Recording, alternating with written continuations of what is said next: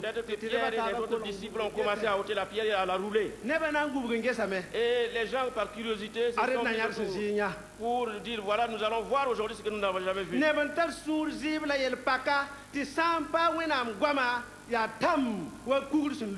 Il y a des gens qui sont tellement préoccupés, qui sont spirituellement morts. Et si ce n'est pas la parole de Dieu, ces personnes ne peuvent pas spirituellement revenir à la vie.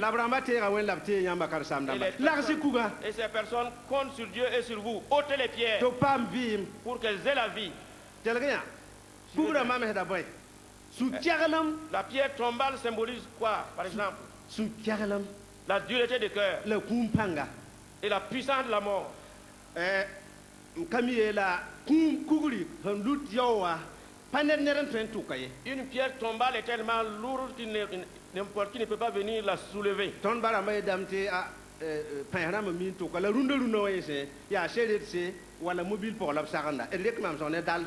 Nos parents arrivaient à transporter la pierre tombale, bien sûr, les personnes fortes physiquement, mais aujourd'hui, avec les dalles, il faut même des charrettes ou bien un véhicule pour le faire. Et la pierre tombale symbolise la puissance de la mort et la dureté du cœur de l'homme. Mais c'est la parole de Dieu qui détruit la puissance de la mort. Et ceux qui ont les cœurs durs, la parole de Dieu est comme un marteau qui écrase cette dureté-là. Mais comment vont-ils le savoir si nous n'accomplissons pas notre mission? Ôtez les pierres tombales pour détruire la puissance de la mort. Jésus a fait une autre chose encore. Lazare est sorti.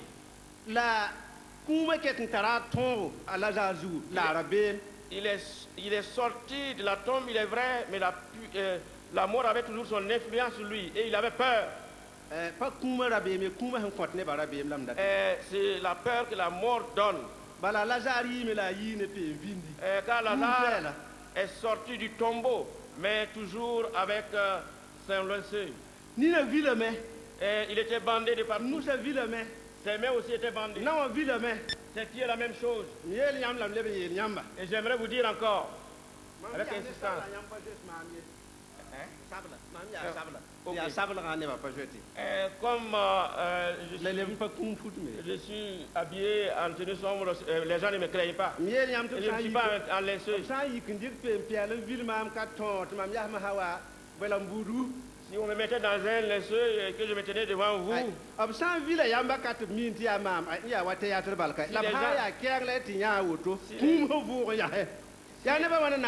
si les gens m'identifiaient, ils vont dire que c'est du théâtre. Mais si cela vous surprenait, vous allez dire, mais qui est ce mort qui est ressuscité? Lazare est sorti du tombeau, mais les gens avaient peur. Et ils se posaient des questions. Suivez. Il y a des gens qui ont l'apparence d'être vivants, mais sont sous l'influence de la mort au point qu'ils ne peuvent pas travailler. La puissance de la mort les domine au point qu'ils ne puissent pas voir. La puissance de la mort les influence de manière à ce qu'ils ne marchent pas normalement.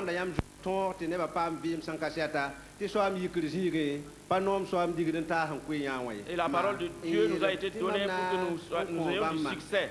Ce n'est pas les départs qui comptent, mais l'arrivée. Dieu veut que lorsque nous allons quitter cette terre, que nous soyons avec lui. Un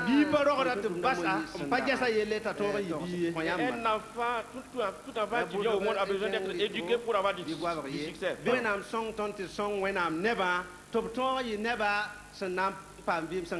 Que Dieu nous aide à conduire son peuple pour qu'ils aient la vie éternelle. La parole de Dieu est que nous déchargions les fardeaux des gens. Matthieu 11, 28 et 29.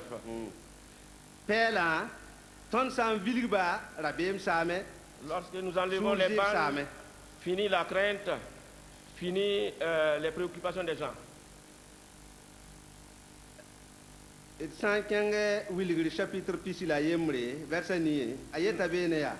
Si nous lisons dans Apocalypse 21, 8,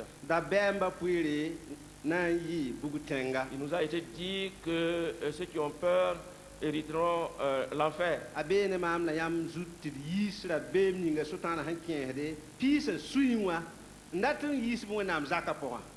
Donc il nous appartient d'ôter cette peur chez les fidèles pour que Satan ne les conduise pas par cette peur-là hors de la bergerie. Faisons en sorte qu'il partage le ciel avec nous. Nous devons veiller à notre propre enseignement pour ne pas induire les gens en erreur.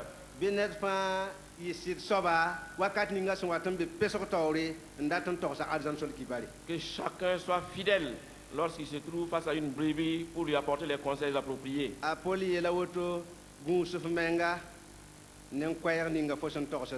L'apôtre Paul a dit, veille sur ton propre enseignement. Car c'est en faisant ainsi que tu vas te sauver et que tu pourras sauver les autres.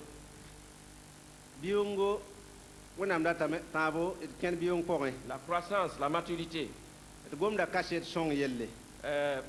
Nous parlons du bon témoignage.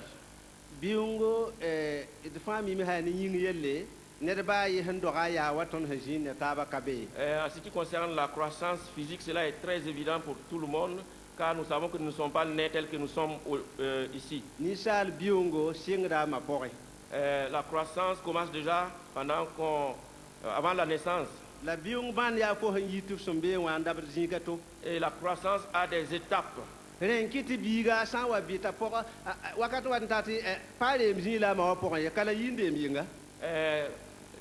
L'enfant qui se trouve dans le ventre sait qu'à force de croître, il y a un moment donné où il doit quitter le ventre de sa maman.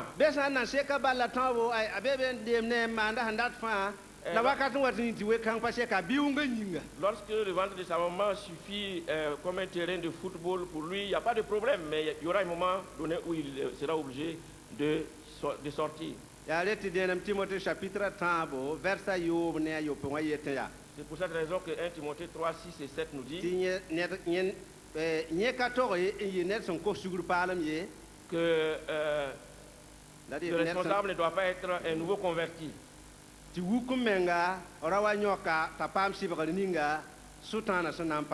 Afin qu'il soit préservé de l'orgueil pour lequel Satan sera sanctionné.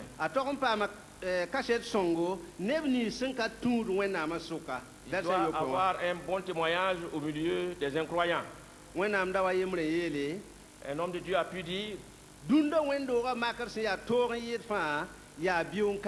que l'épreuve, la plaie de l'Église aujourd'hui, c'est l'absence de croissance, de maturité.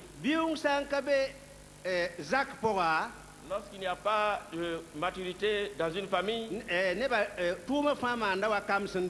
les gens se comportent d'une manière enfantine. Et si tout le monde se comporte comme des enfants, il y aura des blessures réciproques.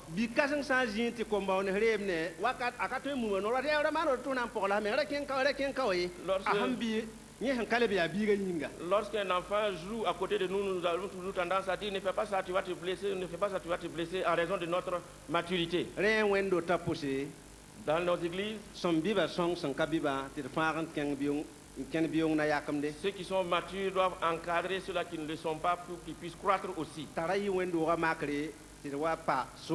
Pour que cela ne soit pas un handicap à l'église. La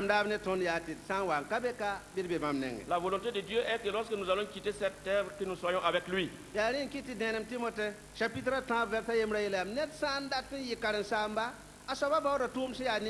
C'est pour cette raison que 1 Timothée 3 dit que celui qui veut être enseignant doit s'efforcer, a une bonne aspiration.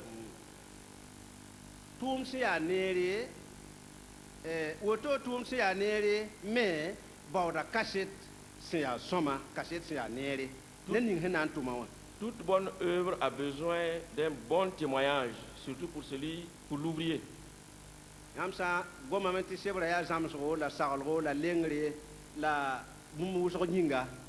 nous a été dit que les Saintes Écritures nous ont été données pour édifier, reprendre, exhorter et pour beaucoup de choses. Les chrétiens matures peuvent aider les autres par des conseils. Assemblée de Dieu, Burkina Faso.